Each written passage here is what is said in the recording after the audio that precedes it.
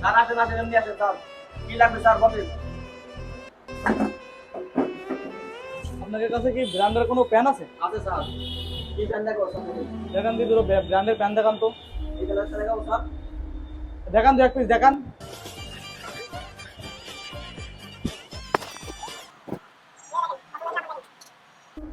এ কত রেট ভাই? এর পড়বে না আপনার জন্য 900 টাকা। আর এইটা?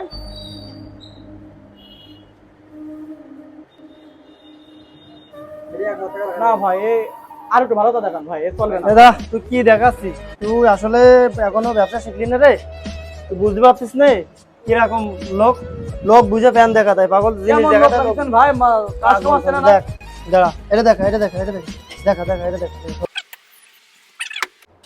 এটা কত? এটা আপনার জন্য, দাঁড়ান দাঁড়ান, এটা আপনার জন্য রাখা যাবে না ভাই, এটা একদম ব্র্যান্ডের মাল, 5000 টাকা রাখা যাবে না। এটাই তো দরকার ভাই, এরম প্যানই তো দরকার আমার। বোঝে না ভাই, নতুন রাখছি তো কর্মচারী, এটা নতুন, ও এখনো বুঝে উঠতে পারেনি। এটা প্যাক দেন, এটা pack করে দেন।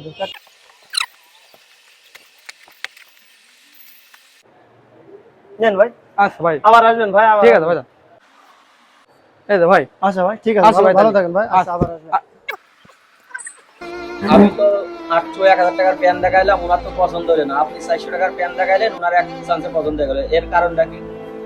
কারণ আসলে তুই তো লোক চিনিস নে, এরা মালের কোয়ালিটিও দেখে না, মালও দেখে না।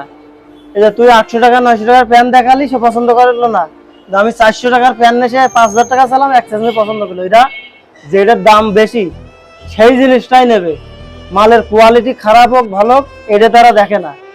এরা যে টাকার মালিক, এই লোক আমি এরা চিনি, 500 কোটি টাকার মালিক, এর যে বছরে জাকাত হয়, এই জাকাত যদি সঠিকভাবে দেই গরিব মানুষকে, তাহলে এর আমাদের বাংলাদেশে এর মতো যত লোক আছে সবাই যে সঠিকভাবে জাকাত দেয়, গরিবকে দান খয়রাত করে, আমাদের দেশে একটা গরিবও পাবি না খুঁজে।